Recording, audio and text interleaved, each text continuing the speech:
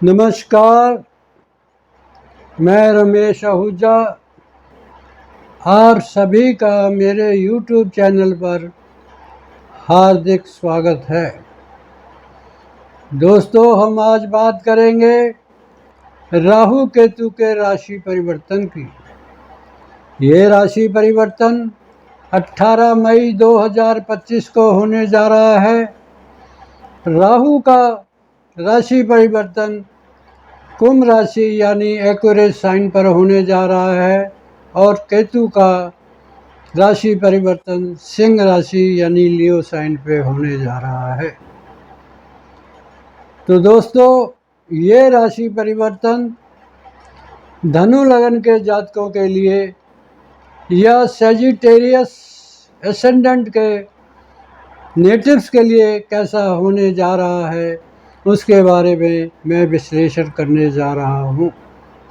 यदि आप ज्योतिष को समझना चाहते हैं तो मेरे वीडियो को आपको आखिर तक देखना पड़ेगा।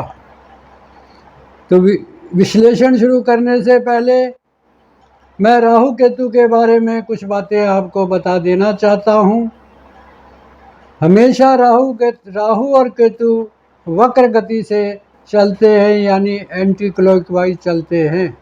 जैसे और ग्रह क्लॉकवाइज चलते हैं और ये एंटी क्लॉकवाइज चलते हैं, यानी ये पीछे की तरफ चलते हैं। और राहु केतु आपस में हमेशा 180 डिग्री पर रहते हैं। अब इनका कोई अपना फल या रिजल्ट नहीं होता। ये 4 प्रकार से रिजल्ट देते हैं। पहला, जिस राशि में ये ट्रांजिट कर रहे हैं या बैठे हुए हैं उसके स्वामी के अनुसार। दूसरा, कोई ग्रह जब इनके साथ युति करके बैठा होता तो उसके अनुसार। तीसरा, जब कोई ग्रह इन पर दृष्टि डालता है तो उस ग्रह के अनुसार। और चौथा, राहु केतु जिस ग्रह के नक्षत्र में होते हैं उस ग्रह के अनुसार रिजल्ट देते हैं। क्योंकि मैं केपी को फॉलो करता हूँ और मेरा अनुभव यह है कि कोई भी ग्रह अपने नक्षत्र लॉर्ड के यानी नक्षत्र स्वामी के द्वारा ही देता है।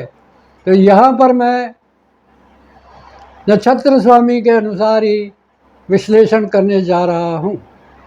अब दोस्तों, आपकी कुंडली में राहु तीसरे हाउस में यानी तीसरे भाव में स्थित कुंभ राशि पर प्रवेश करने जा रहे हैं।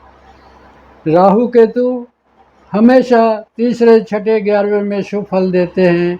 तो ये ट्रांजिट जो है आपके लिए शुभ होने जा रहा है। ये लगभग 1.5 साल का पीरियड है।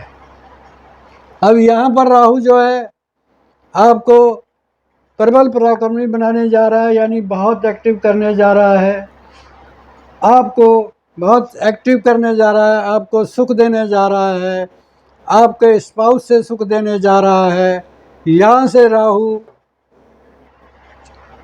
अब ये राहु तो यहाँ पर ट्रांजिट कर रहा है, मगर ये फल किसके अनुसार देगा? ये फल देगा अपने स्टार लॉर्ड यानी नक्षत्र स्वामी द्वारा। यहाँ पर इस वक्त राहु जो है जुपिटर यानी बृहस्पति के नक्षत्र में 18 मई से लेकर 22 नवंबर तक रहेगा। तो अब ये हमने बृहस्पति की पोजीशन देखनी है। बृहस्पति कहाँ बैठा हुआ है, किस हाउस का लॉर्ड है और किसके भाव पर दृष्टि पड़ रही है, उसके अकॉर्डिंग आपको रिजल्ट मिलेंगे।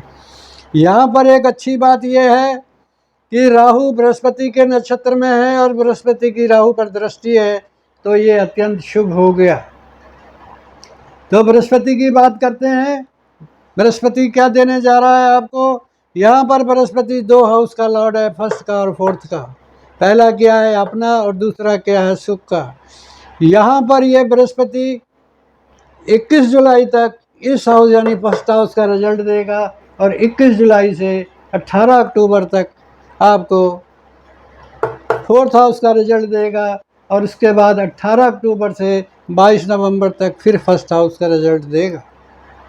तो दोस्तों, वैसे तो राहु 3 नक्षत्रों को क्रॉस करेगा, पहला बृहस्पति, दूसरा राहु का अपना नक्षत्र और तीसरा मंगल का। यहाँ पर मैं सिर्फ बृहस्पति के नक्षत्र की बात कर रहा हूँ। अगला राहु का जब अपने नक्षत्र में आएगा तो उसका वीडियो अलग बनाऊंगा। अब यहाँ देखिए, अब विश्लेषण करते हैं। बृहस्पति फर्स्ट हाउस का लॉर्ड होकर बैठा हुआ है 7th हाउस में।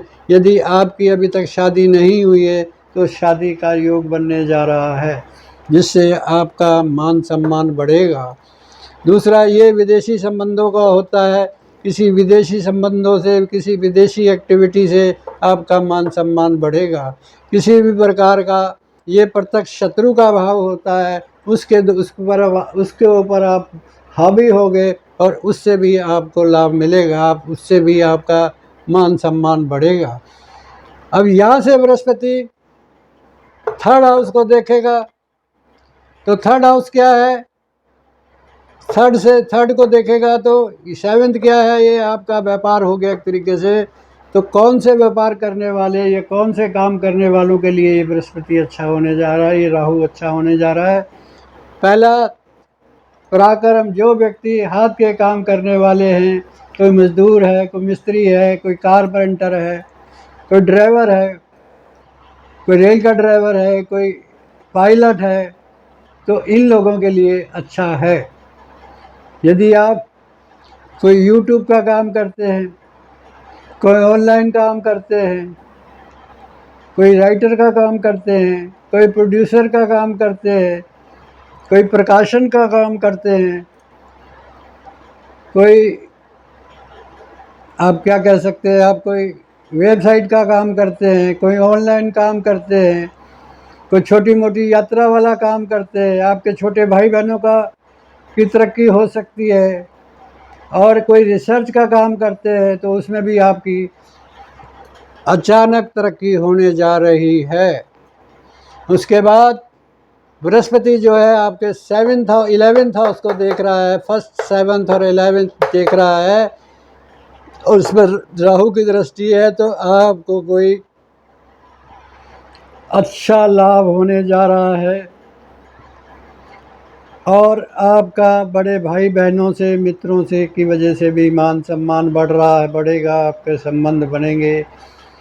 और यदि आप पॉलिटिक्स में हैं, राजनीति में हैं, तो आपका पॉलिटिकल स्टेटस भी बदलेगा। अब ये पीरियड जो मैंने बोला है, ये रहेगा आपका 21 जुलाई तक। 21 जुलाई के बाद आपको 4th हाउस का रिजल्ट मिलेगा। 4th का लॉर्ड होके बृहस्पति 7th हाउस में रहेगा, उस पर राहु की दृष्टि रहेगी और गुरु की राहु पे दृष्टि रहेगी। तो अचानक कोई प्रॉपर्टी का अगर काम करते हैं तो अच्छी डील हो सकती है। आपको वाहन का सुख मिलेगा, मकान का सुख मिलेगा, पब्लिक का सुख मिलेगा। यदि कोई आपकी फैक्ट्री है या कोई आपका इंस्टीट्यूशन है, कोई स्कूल है आपका, या जो बच्चे इंटर तक की पढ़ाई कर रहे हैं, उनके लिए ये समय अच्छा होगा, जिससे उनका मान सम्मान बढ़ेगा। अब यहाँ पर शनि भी 2nd हाउस का लॉर्ड होकर शनि भी यहाँ ट्रांजिट कर रहा है, तो आपको पब्लिक से 2nd हाउस यानी धन होता है, पब्लिक से पैसा मिल सकता है, माता से पैसा मिल सकता है, वाहन से पैसा मिल सकता है, और भी कई प्रकार की एक्टिविटी से आपको धन मिल सकता है, जिसके द्वारा आपको सुख की प्राप्ति होगी। ये पीरियड रहेगा 18 अक्टूबर 2025 तक। उसके बाद 18 अक्टूबर 2025 के बाद बृहस्पति जो हैं वो आपके 8th हाउस में चले जाएंगे।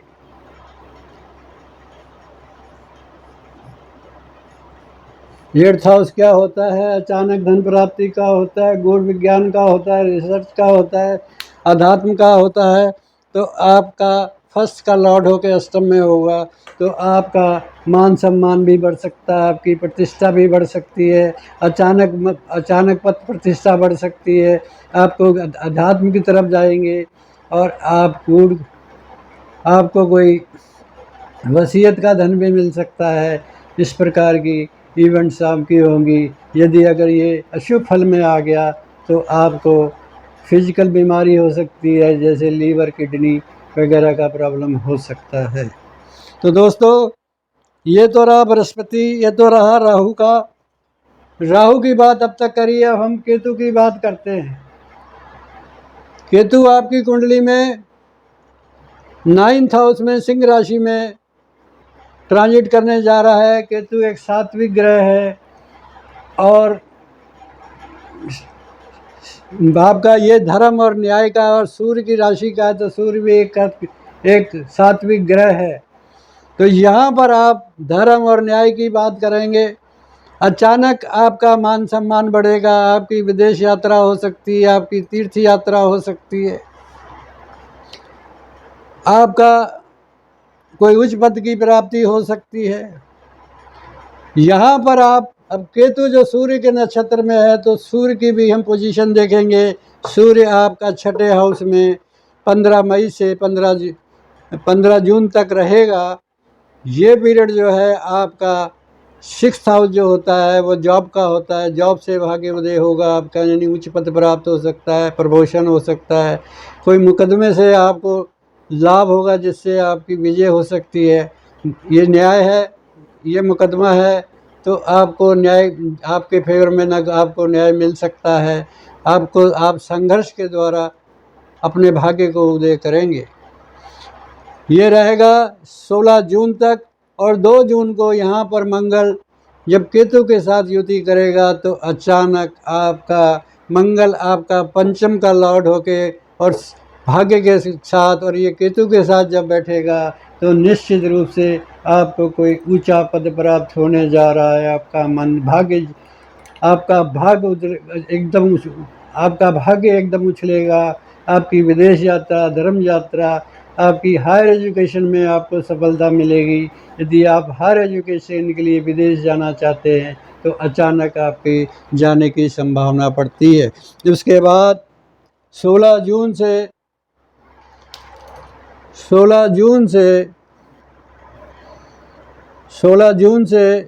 15 जून से और 16 जुलाई तक सूर्य यहाँ आ जाएंगे और यहाँ पर गुरु के साथ युति करेंगे। यहाँ गुरु और सूर्य की युति होगी। ठीक है, तो ये जो कॉम्बिनेशन है बहुत अच्छा हो गया। अगर आप ये सूर्य इस हाउस का लॉर्ड है 9th का, और ये लगन का लॉर्ड होने के बाद, तो आपने अगर कोई लव मैरिज का करना चाहते हैं तो लव मैरिज आपकी होगी।